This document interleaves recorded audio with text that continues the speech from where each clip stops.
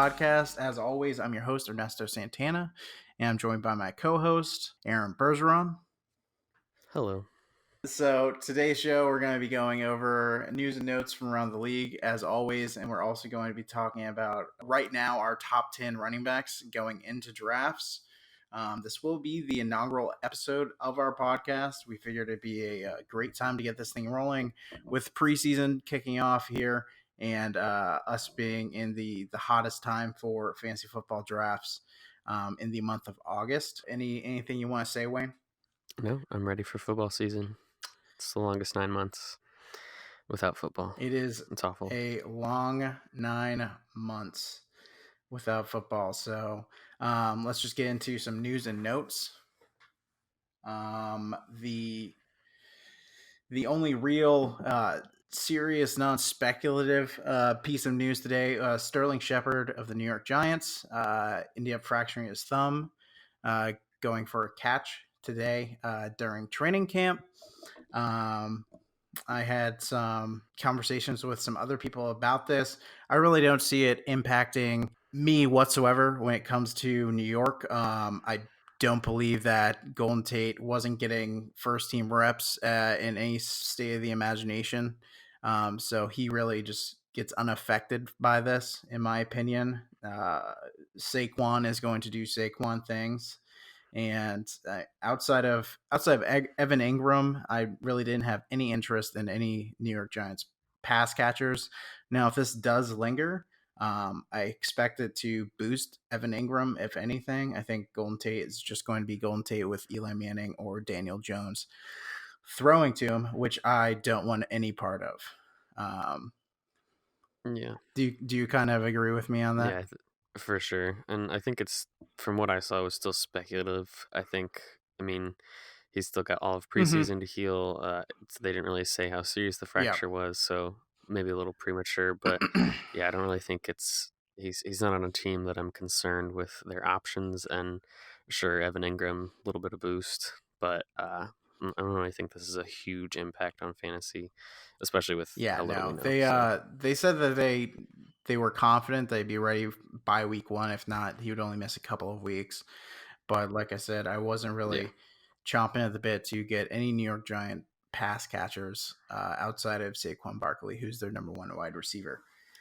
So outside of that, we've officially entered the Leveon Bell era where everyone is holding out until they get more money.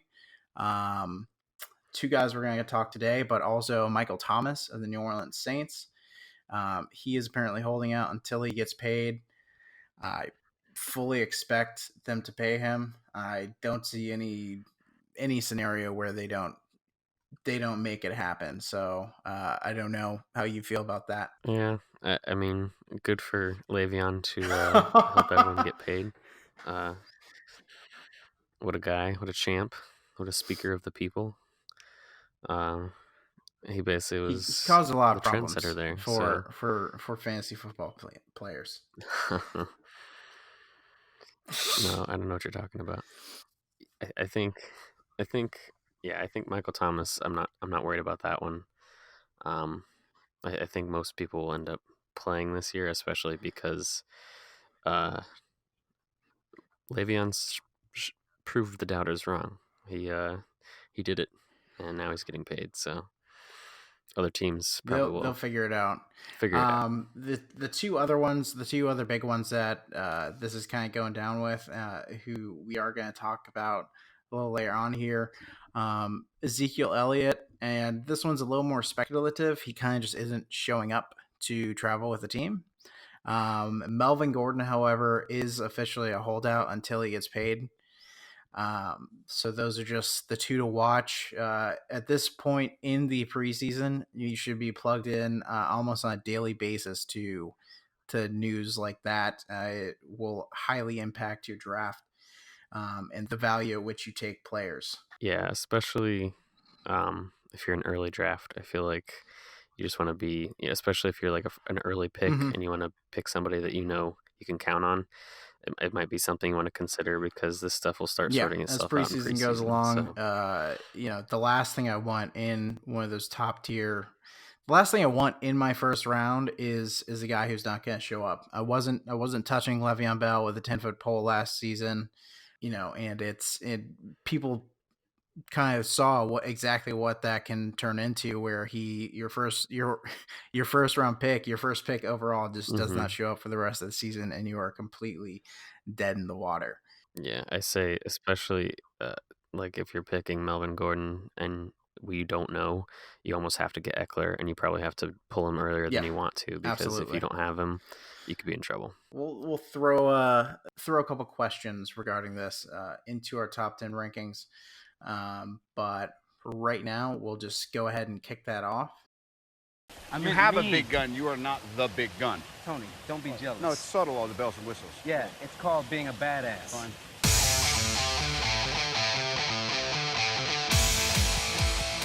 And the consensus number one here is actually going to be Saquon Barkley. I was quite surprised that he was not your number one. You had him at number two. I had him number two as well.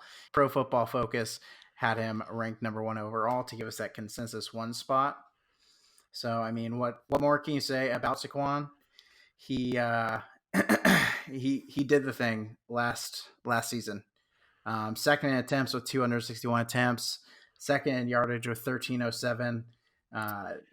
5 yards a carry, 11 touchdowns on the ground, 91 receptions, 121 targets, over 700 yards to the air, and 4 touchdowns. He was in half-point PPR. He was your number 2 running back overall last season.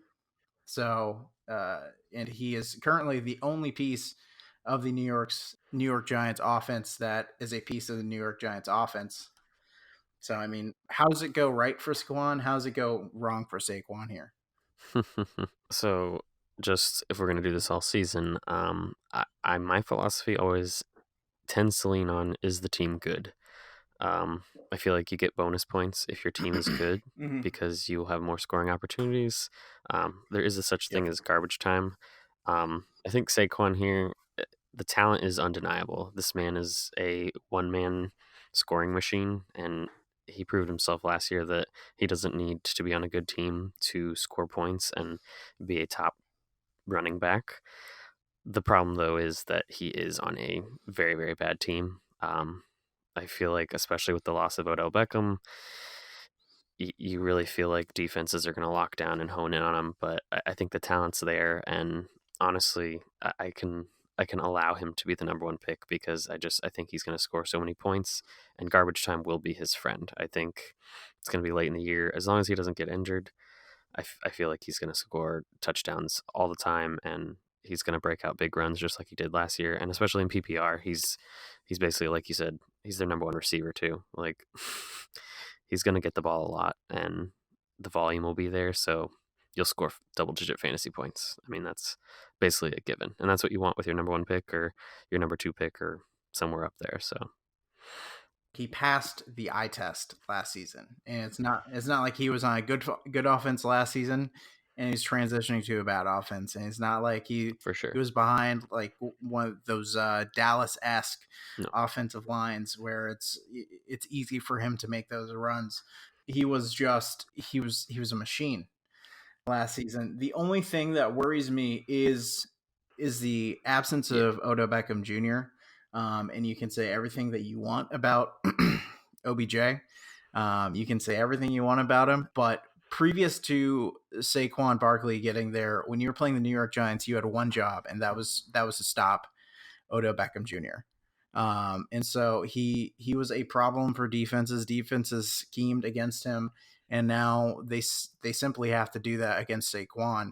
So the only thing that worries me is defenses stacking the box, defenses, seeing an 11-man stack and just leaving the 12th man out yonder. So it's just that's the only thing that really gets me. And you kind of saw it last season with Zeke, actually, with the absence of Des Bryant. And it was an interesting stat to me that from week 1 to 7, prior to the arrival of Amari Cooper, he was the 8th running back overall, averaged about 16 points a game. After the arrival of Amari Cooper, he was the RB3 overall and averaged about 22 points a game. So you're talking about an extra 6 points per game. You're talking about 5 extra positions in that ranking, and I think that's just what it was. Defense was scheming around having to face Zeke, not having a deep threat, not having a wide receiver to look out for, and really showed up there. The other thing that worries me is them potentially making the transition from Eli to Daniel Jones, and I'm not super confident in Daniel Jones, but if he comes in and he has the ability to throw the ball, there's no telling whether or not he's going to be forced to throw to Saquon under coverage to throw it to him out of the backfield as much as Eli was last year. All good points. I agree. So moving on to our number 2 pick, and this was previous to the news today. And we're still going to keep an eye on it, so it's subject to change. But number 2 is Ezekiel Elliot. Oh, you mean that guy you just talked about? The guy that I just talked about. And he was my consensus 1. He was your consensus 3. You actually have Christian McCaffrey and Barkley over him.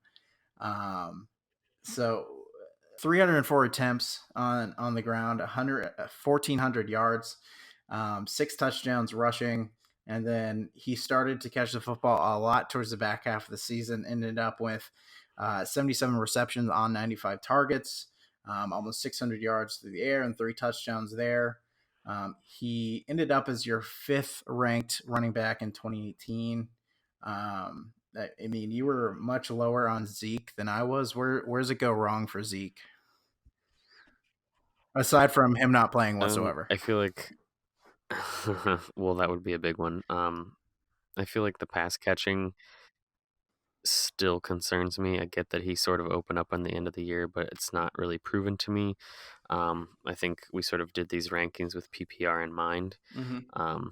I feel like Zeke is a safe option of these top 3. And I know we're going to talk about the last guy here in a second, but I feel like honestly these top 3 are in a tier of their own. Yep. I feel like if you're number 1 pick, you're picking one of these guys. I feel like depending on whether you like risk reward or if you like one person's talents over the other, I feel like they're interchangeable. So it's close for me, but I just felt like for me Zeke was bottom of the pack because I don't feel like he's going to have the pass catching.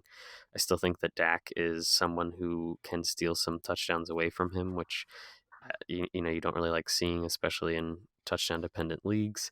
I definitely like what I saw at the end of last year, but I'm sometimes not convinced, and the off the field issues sometimes concern me as well, and clearly holding out for money, if that ends up being a thing, would be very bad for him. I feel like he doesn't really have any other competition in the backfield, which really helps him. But I think mostly for me, it's just the pass catching. I think adding of Amari Cooper definitely helps him. But yeah, No, I basically it, I guess. completely agree. I mean, that was the biggest thing. And out of the 3, like you said, these top 3 are in a tier of his own. Out of these 3, he has the lowest amount of receptions by 14 receptions. So I mean, that's the thing. They're just not. He's just not getting as many targets as a Saquon or as a Christian McCaffrey. He's led the league in yardage every full season that he's played. He leads the league in attempts almost every full season that he's played. So, I mean, he gets the usage. The rushing touchdowns were a lot lower last season than they were the previous season. So I think you get positive regression there. And again, with the reception, I mean, it's becoming more of a running backs getting those high level amount of receptions is becoming more and more of a thing as it transitions to a more of a throwing league. So, in my opinion, I think, like you said, Zeke is the safest, and that's probably why I had him number 1, just because, like what you're getting with Zeke. There's the fewest question marks to me here. With Barkley, that offense is incredibly suspect. You don't know I what's think happening with the quarterback situation. You don't know what's happening with the pieces around him. And then, we'll talk about McCaffrey here in a second, but I think it's important to note that of these top three, Zeke is the only one who has a new offensive coordinator. Something that usually doesn't bother me, especially when a team sort of agrees on what their strategy is, but it is something in my mind that I note, just because you sort of expect changes and you don't know if they're going to play into his hand. oh yeah, But I still think he's a safe option. He's going to get the volume. He's going to get the carries. He's an incredible talent. Uh, Not too big of a concern, but that is something that I just forgot to mention. He does get a new offensive coordinator, yeah. so No, and something to think about. that's it. So the only thing to really watch with Zeke is the holdout, and we'll monitor that along the coming weeks. But we will wrap it up on Zeke and move to our third guy, your number one slot, Christian McCaffrey of the Carolina Panthers. Uh, 219 carries last season, 1,098 yards on the ground, 5 yards a carry, 7 rushing touchdowns, 107 receptions on 124 targets. Someone who has zero problems catching the football. Almost 900 yards through the air, six receiving touchdowns, and he was your third running back overall in 2018 in half-point PPR. So you were conversely, you were higher than me on CMC. So where does it go right for him? Do you have any concerns whatsoever, or? I don't think so. I mean, I'm putting him as my number one, and he is basically a wide receiver and a running back at the same time. I feel like I liked at the end of the year he started getting some more carries. Originally, it was sort of just all passing, but he has the ability to break away. I don't feel like their offensive weapons are bad, but they're not good. So he's definitely the talent that they're going to throw to. I also feel like as Cam gets older and older, his ability to run is less and less, which helps because he would frequently steal touchdowns from McCaffrey last year. Yeah, So which was surprising considering all the hits they took the year before that. exactly. But he's the workhorse. He's the bell cow. He's going to get the ball so much, and I just think you assume that he's going to get a touchdown a game. And I think he was the best red zone running back last year. Or at least he was up there with Gurley. But he was only second Todd Gurley. So it's like you like touchdowns. I mean, as much as you want to get yards and catches and passes, and touchdowns are the stat you want, and he definitely gets touchdowns. So I don't know. I like what he's got. He's a good talent, and he's on a good team, and he has an easy schedule. He plays bad teams with bad defenses, so that helps. Yes, he plays in one of the most struggling defensive conferences divisions. So you're talking in the league. 6 games against teams with bad defenses. Yep. You like that? Yep, 100%.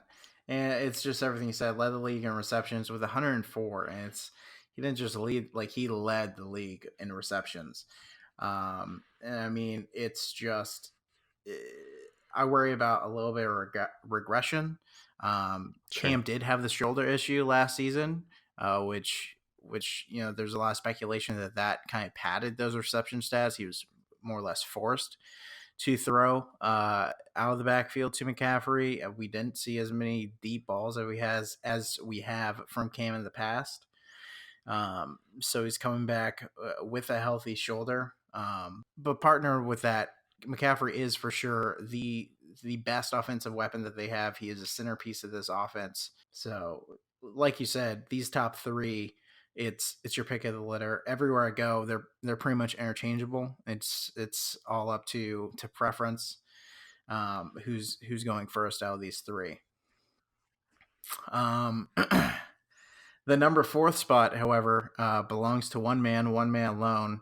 In almost every draft that I've seen throughout this offseason. That's Alvin Kamara, the New Orleans Saints. Just an absolute stud. I mean, if anyone passes the eye test as much as these first three, it's Kamara. I almost put him ahead of Zeke or McCaffrey on any given day as far as passing the eye test. But 194 attempts, 883 yards on the ground, 4.5 yards per carry. But he had 14 touchdowns on the ground, which is absolutely ridiculous. Only second Todd Gurley there. And receiving 81 receptions, 105 targets, 709 yards, 4 touchdowns through the air. He was your number 4 running back last season, and now he was there without Mark Ingram. What do you have to say about Alvin Kamara? I think he's another safe pick. I think you know what you're getting with him. And the touchdown totals are nice. I think, like I said before about Christian McCaffrey, he wants touchdowns. He's getting touchdowns. I think I do get concerned with Ingram. I think when he had his breakout year, it was weird because you thought that with Ingram gone, he would get more volume, more carries, but he ended up sort of still splitting work, and it seemed like people sort of knew what he was going to do. I think Ingram sort of helped him, which is weird, but it always seemed to look like that on the stat line. Like people who had both of the Mark Ingram and Kamara stack were loving it that year, and when they were not together, it seemed like, how is this possible? Like, how do they not get the same amount of points individually as together? But I think he'll still do fine. I think number 4 is a great spot for him. I guess I feel like he's going to be in some shootouts, which is nice as well. But I don't know. The Saints defense is sort of upped its game, and for sure.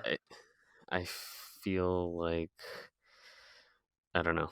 It's going to be different for the Saints this year, and I do think he sort of didn't have as many receptions, I guess, towards the end of the year as we were hoping. But yeah, I think it's a safe bet. I think he's a good pick, and I think if you're in a standard league without PPR, I could see him, like Ernesto said, like creeping up above the other guys. I think that's a fair assumption because he does get volume and he gets touchdowns. I mean, touchdowns is what you want. So I have been very tempted to take Alvin Kamara at the 101 in multiple drafts.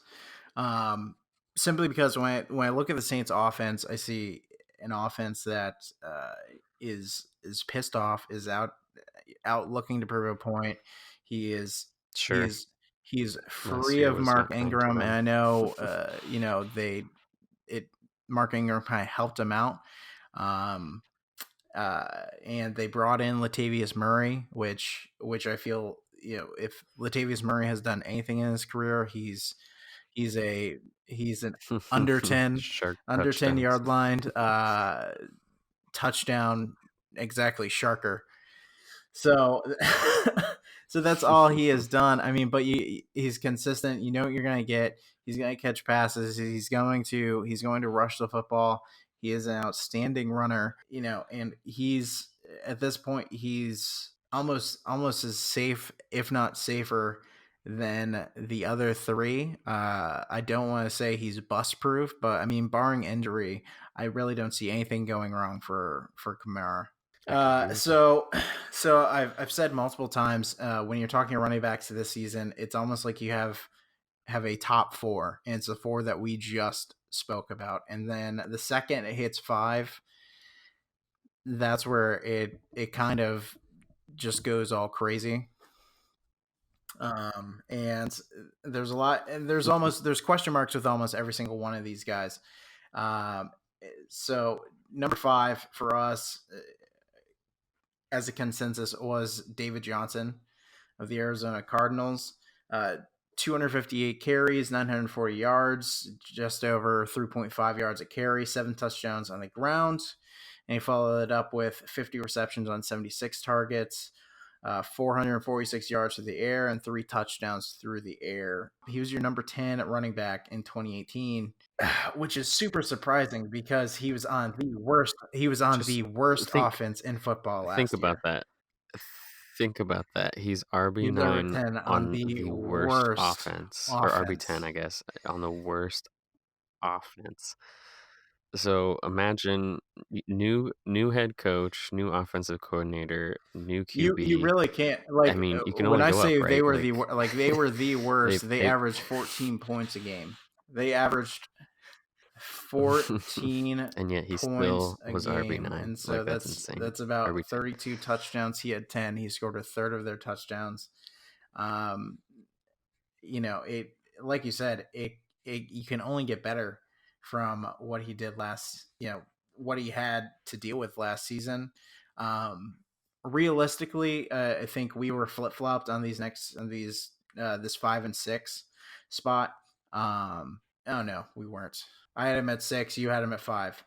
But I I like Johnson. I feel like if you go back to 2016, the dude was yep. elite. Like he was the number one in consensus pick in going in into 20 2017. It in wasn't even 2017 close. he was, I mean, there was speculation that he was going to go for 1,000 yards rushing, 1,000 yards receiving, and that's exactly Yeah, it. Like, he sits outside of these top 4, and it's just because he has those question marks, and we haven't seen him from him for 2 sure. years, and he's on basically a brand new offense. um but he's one of 2 guys, in my opinion, that I can see having a shot at getting into that number 1 spot at running back.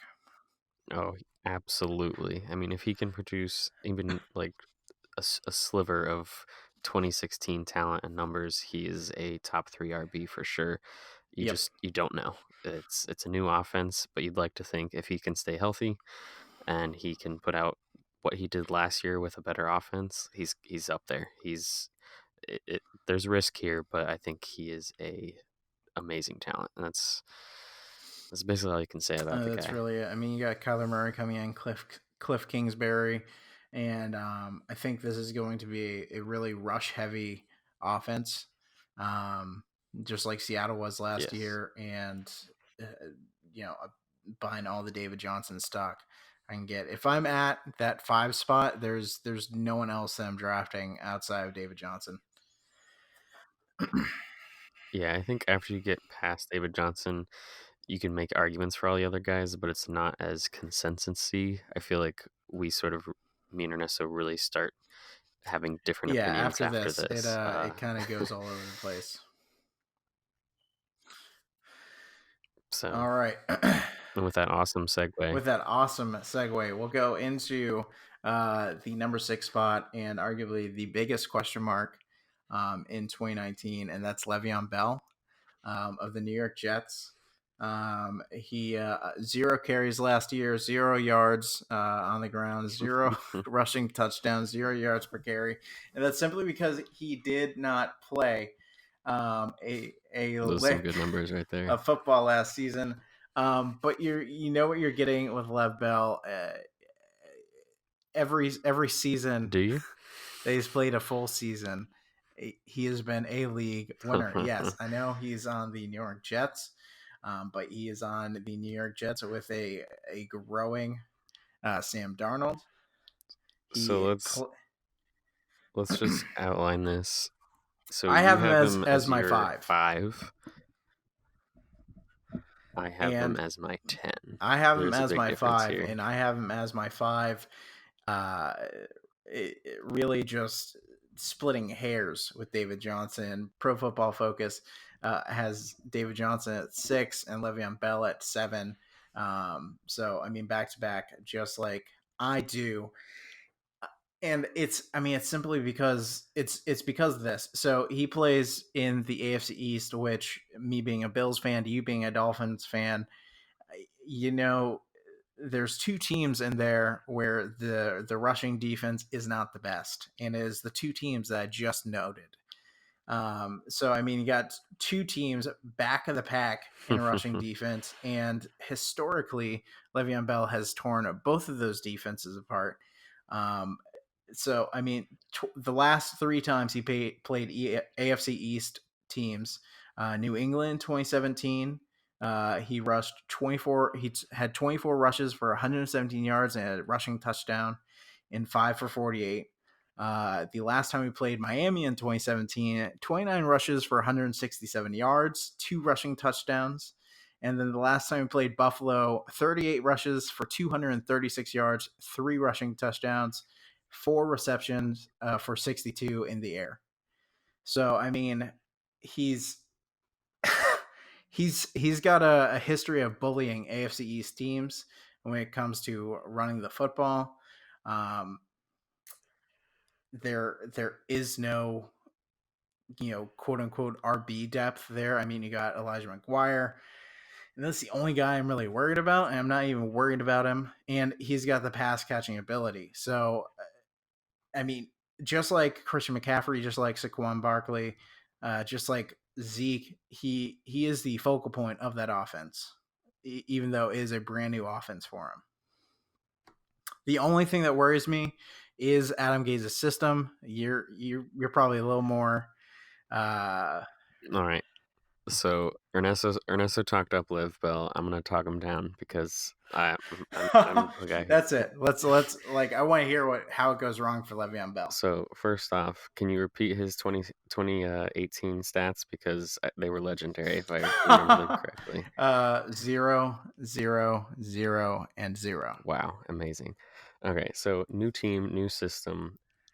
Adam Gase had this problem where he had a running back who was okay. He had Kenyon Drake, and he had other running backs that also were good, and he just didn't run the ball.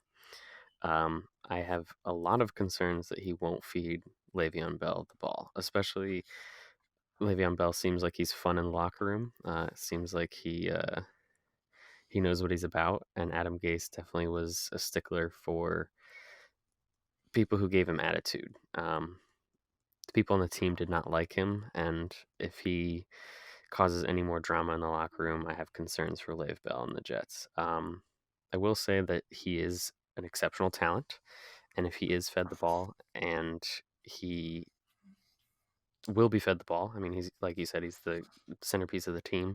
He can score points. Top 10 is definitely deservable, even with not knowing some of these things, but there's just too many warning signs that make me want to pass on him. If you're a risk taker, go for it. He is not a Alvin Kamara. He is not a Ezekiel Elliot. He is a risk. I think that he could easily be RB1. He could also easily be RB25 because Adam Gase will not feed him the ball. And that's just speculation. Nobody knows, but I have great concerns. And like we also said, he hasn't played football in a year, so he hasn't played football in a year. He's in shape. He is reports from camp that he is in shape. He is running the football. He feels great. That's the only thing that is a concern to me is Adam Gaze's system and them not utilizing him, because Adam Gaze plays like a scared turtle hiding in a shell, and I know nothing about that. His game plan is check down, check down, check down, check down, check down, turn the ball over. So that last one's an important aspect of that. So that's it for me. I mean, I don't see him dipping under the top 12 at all. It's Le'Veon Bell, and just barring injury, his pass catching, barring injury, his pass catching ability, his ability to run the football, playing in the AFC East. I mean, and it's not like Sam Darnold can't throw the football. It's not like they don't have pass catching options. I mean, they're not the best pass catching options, but you got Robbie Anderson, who is a for sure deep threat, Jermaine Kearse, Chris Herndon. So, there's an argument there for him to have a great season, and I fully see that coming to fruition. I am not touching him over the first 4 for sure. And, as camp goes along, you're going to see me flip-flop between David Johnson and Le'Veon Bell. But that is my case. No, I'm not touching Le'Veon Bell unless he falls to me. What's the earliest earliest you would take Le'Veon Bell?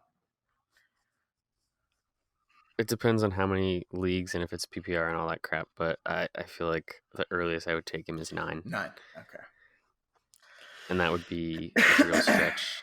You have maybe after a few Fournette beers. ranked over Le'Veon Bell. Is that still the case?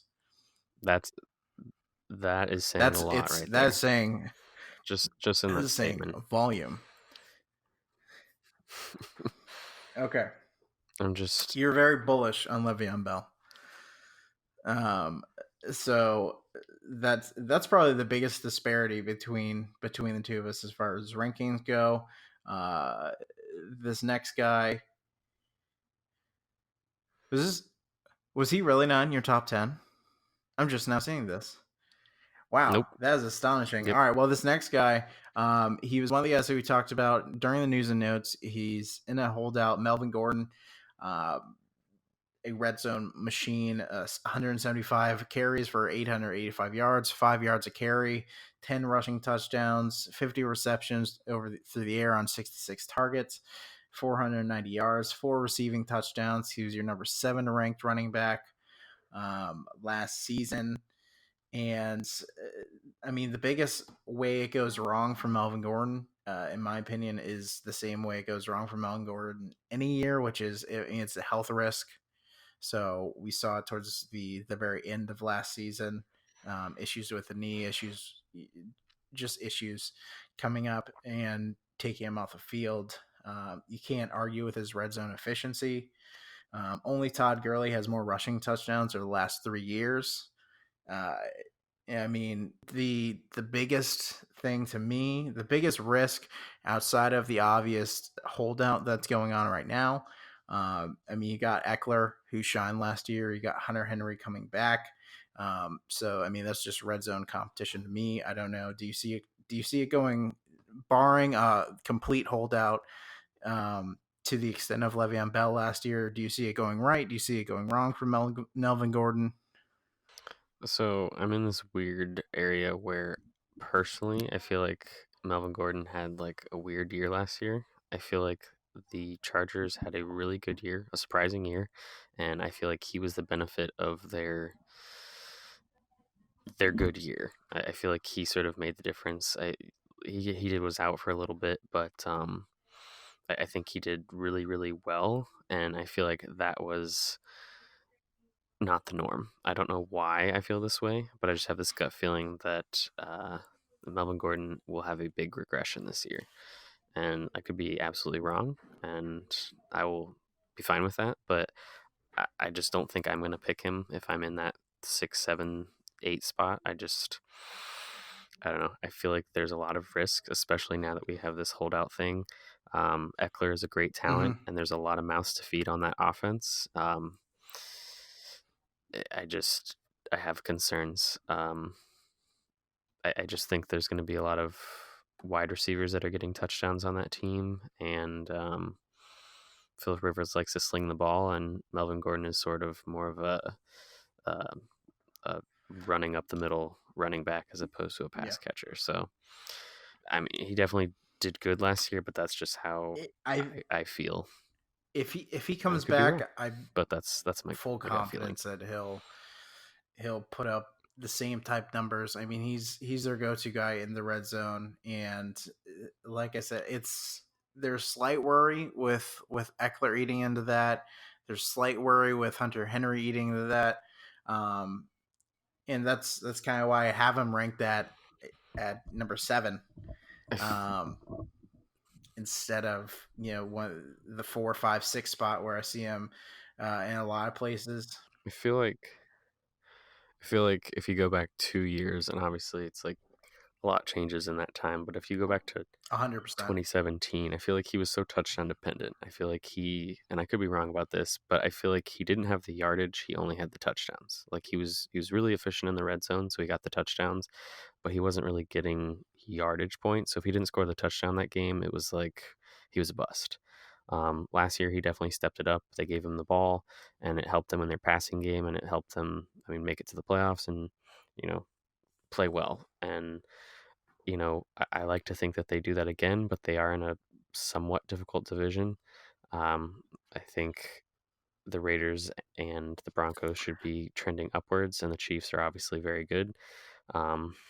I don't know. I have concerns. You really look at it, he was still touchdown dependent. I mean, out of our top 10, he has the fewest yards of anyone on this Sure. list. And so, I mean, that's just what it is. And that's why the Yes. biggest concern for me is guys like Eckler and Henry eating into those touchdown opportunities. I'm not worried about the yardage because you kind of know what you're going to get from him. You're going to get 800, 900 yards from Melvin Gordon. He's not really a 1,000-yard rusher. But it's the touchdowns is where he makes his hay. Now, regarding the holdout, I was going to kind of leave this question to the end, but let's say you're drafting towards the back of the first round. Melvin Gordon falls to you. Are you confident taking him there with a holdout still in place? Are you passing up on him? If so, who's someone fringe top 12 sitting in the 12 to 15 range that you're confident taking at that position who you feel has a good shot of breaking into the top 10? I feel like if I'm talking about someone outside of that top 10 and I'm in a position where I have to pick Melvin Gordon, who still isn't unsure about the holdout, and I don't want to draft Eckler as high as I should, I feel like I'm okay with Dalvin Cook or Nick Chubb. I feel like those are solid picks that are probably outside the top 10. Maybe even Derrick Henry. I know we both mentioned Damian Williams and Leonard Fournette, which I think are good choices as well. But of those guys, I honestly feel like I would go Chubb, just because I think you've got to assume that with all of the talent that is in the receiving core and the hype that is the Browns, they're going to run the ball some. Oh yeah, and I think Chubb is going to benefit from that greatly. Some people are up and down on the Cleveland offense. I think that offense is going to live in the red zone. I think they're going to live in the red zone. They're going to have their. I mean, the defense has come a long way, but I think they're still going to get into high scoring affairs where they're going to have to put up points. That's just who the Browns are. So super high on Nick Chubb. The only thing that I have to be sure of if I take Nick Chubb is I have to grab Kareem Hunt. I don't care if I have to reach for him. I don't care if I have to do anything for him, because that is a situation that can go from 6 to midnight real quick the second he gets back. So that's I feel like if we're talking about this, I talk about you're drafting to win the first 4 games of the year, and then after that it becomes waiver wires and following trends. So in terms of draft, I want Nick Chubb, and I'm not worried about Kareem Hunt until week 9. So I get that, but at the same time, it's like I feel confident if I can have Nick Chubb for 8 games, I'm hoping he's winning me at least half those. Oh yeah. Yeah. So I mean, I completely agree with you. For me, it's between Damian Williams and Dalvin Cook. Damian Williams, sure, everyone's a little unsure about him, even though you saw what you saw towards the end of the last year. He is heavily involved in the pass game at Kansas City. He can run the football. He can score. So he'll definitely get usage. And I mean, I can't remember the last time that Kansas City didn't have a top 10 running back. They are a team that notoriously runs the football, scores with their running backs. So he's as safe as can be. So he probably gets the edge over Dalvin Cook. He's quote unquote in my top 10. So I'm kind of cheating there. But I'm also, I think Dalvin Cook has a great year. The only thing that concerns me is, are the knee issues with Dalvin Cook. Other than that, I mean, they're really going to have him come into form this season if he can stay healthy. That offense is extremely potent.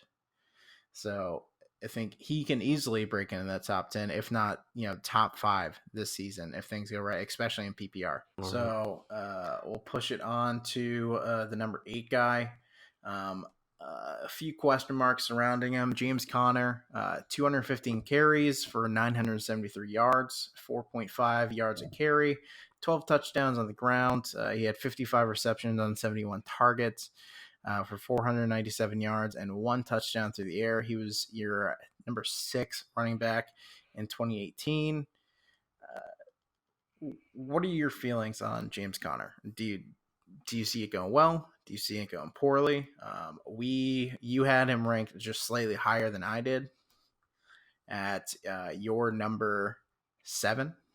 I like him. I feel like I would gladly take him if he fell to me at that position and not have any concerns. I feel like he did decent in the passing game, and he stepped up to the plate when everyone thought that, it could be a disaster without Le'Veon Bell. I, I guess you have concerns that Antonio's gone, but Juju's good, and they'll figure it out. Big Ben is good, and the Steelers always find a way to win. I think he's a good talent. I think he's another safe pick. I don't really feel like you're gonna get anything weird or unexpected here, but you get what you get, and I think it's a safe pick. And if he falls to you, or if he falls to me, I'm taking him, and I'm not really thinking too much about him.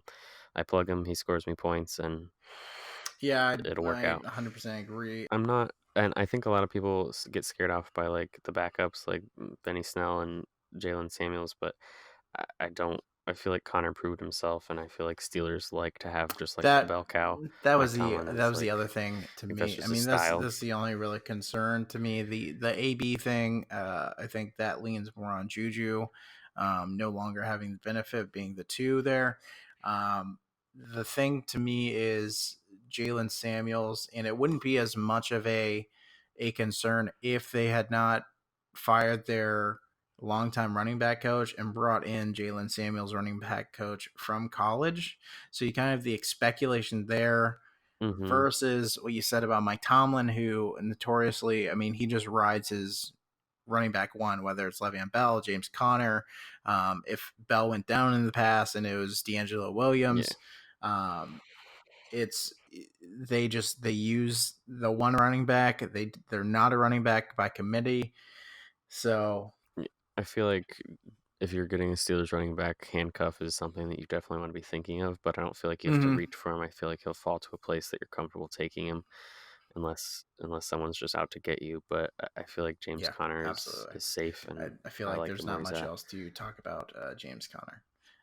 We'll go right on to our number 9 running back, Joe Mixon, who is it's the second highest disparity between you and myself. You have him ranked 6. I have him ranked 9. Pro Football Focus has him ranked 10, and he sits at our consensus 9 with 237 carries, 1,168 yards. Only Todd Gurley, Zeke, and Saquon had more yardage than him on the ground. Someone had his breakout last year with a bad offense, 8 rushing touchdowns, 43 receptions on 55 targets for almost 300 yards and a touchdown through the air. He was your number 9 running back last season. And I think this is the same as David Johnson from earlier, where can it get any worse? The Bengals were really tough. They couldn't put it together all season. They got a lot of those garbage time points. He passed the eye test. The talent is remarkable. So where do you – I mean, you're higher on Mixon than I am. Where do you see it going right for him? I feel like it's very much the David Johnson situation where I feel like he can only go up. I feel like the Bengals have to somewhat improve. They got a new coach. I think he is very talented, and you'd like to think that new coach gives him the opportunities. I don't really feel like he has a threat of someone taking over his carries or his volume. So I just think in general it's a good move. I feel like I could easily drop him a couple pegs too. I'm maybe a little ambitious and hoping that he has a good year, but my big concern with him is the offensive line is just awful in Cincinnati, and I think he has the talent to still make it work, and he's going to find the red zone, but You want a good offensive line when you're I running the can see him in ball. contention for top 5 as well. I mean, that's the biggest concern is the offense as a whole. It is Andy Dalton. It is a new head coach, a new system. Now, it is the new head coach is Zach Taylor, who is the Rams quarterback coach. And so, I mean, You like to think the offense is going to open up. I mean, a way that could go right. I mean, you could see the receptions go up with Joe Mixon. You could see the targets go up with Joe Mixon. You could see him utilized more in that light. And then we're talking about him turning into, a Todd Gurley type player, which has led the league in rushing touchdowns the last 2 seasons in a row. So, but I mean, that's where I see it going right. If you think about, like, I think that's one of the things that you sort of hope is like a boom with him, though, because like I think he had, like, I'm looking at your stats here. It's like he was 9th among running backs in PPR, but he only had like 55 targets. Like he had a couple breakout touchdowns where he gets the ball and he uses his talent to score points. That's what it is. I mean, so even if he just gets overall, a little bit more receptions, like, you got to think that he has the potential to score. He can move up the ranks. Yeah, 9th overall. I mean, fourth in total yardage. Yeah. And only those top 3 guys. Only 55 targets. Like, you got to think it's going to improve and his numbers have to go up. Yeah. So, I mean, with him, it's a test. It's just a test of time to see what can happen with the offense. Yeah. And that's going to be it for him. I mean, and it's a tough division. You've got the Steelers, you've got the Ravens, you got the Browns. So, I mean, if there's one division that's a dogfight every year, I mean, it's that division. So we'll see what can happen. All right, like I said, the talent's there, but speaking let's of Todd Gurley, the absolute best segue ever. Number 10, Todd Gurley. Nothing more you can say about Todd Gurley. 256 carries for 1,251 yards. Almost 5 yards a carry, 17 rushing touchdowns, and then 59 receptions on 81 targets for 580 yards, and 4 touchdowns to the air. He was your number 1 ranked running back last season, and I believe the season before that as well. So, I mean, the biggest thing that's to worry with Todd Gurley, and he didn't even make my top 10. I see him finishing in the top 12, and it's just, I owned him last year. I mean, it's the knee issue, it's the health issue. I mean, they're strapped for cash, and they still found a way to pay Malcolm Brown. So, I mean, that's it. And it's not like the knee issue is an injury that he's coming off of, or, I mean, it's arthritis and degenerative issue in the knee that came out of this, off season. So, I mean, you're higher on Gurley than I am by far. Are you worried about the knee? Are you worried about the committee? Do you have any concerns, or is it just what he's done over the last 3 years that pays it off for you? Typically I'm not like a risk taker at all, so I think I have him high, but I don't think I would draft him any higher than what I have him, just because there's just so much risk reward potential here. I think it's a lot of speculation. Obviously there's just I don't know, he's just a huge question mark. He could put up numbers, he could not. I think I'm higher on him in like standard scoring, but I don't feel like in a PPR league he would have the volume to warrant like last season's numbers at all. I feel like there's clearly concerns, and they're making plans to have other running backs get the ball more.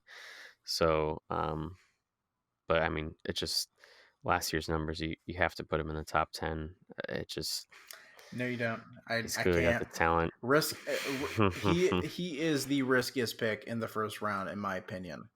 For sure. And you could even say in the second. I mean, in the second round, he's the riskiest pick. If he falls to me in the second round, I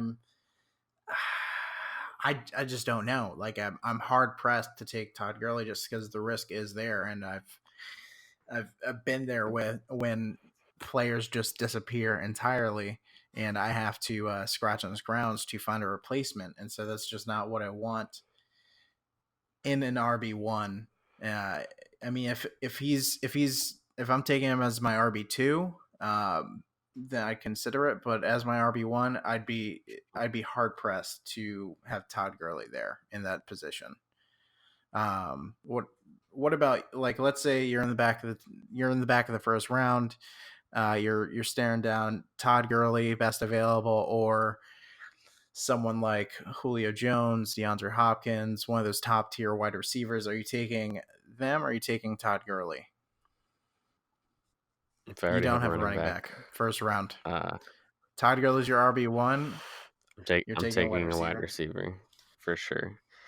I feel like if I'm on the swing and Todd Gurley's still available, I mean, even in a 12-man league, I feel like I'm not taking him that high. I mean, yes, he's in my top 10, but there's so many receivers that are above him that I just can't.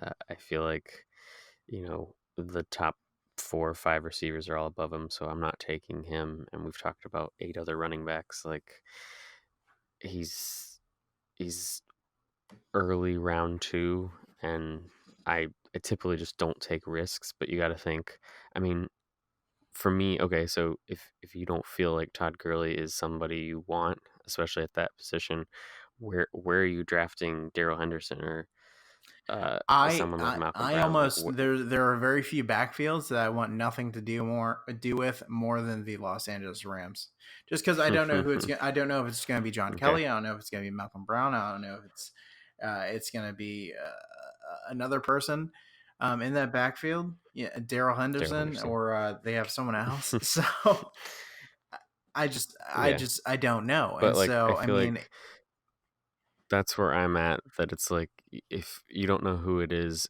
you just assume that it's going to be Todd Gurley, and it's like the risk is there, but the reward is nice, because I don't see any of those other names popping out. And it's like, even if they split carries like Todd Gurley, you got to just see him getting touchdowns and yards, and that offense is still prolific. Like, they're going to score points. I don't know. I feel like you have to put him up there in the contention because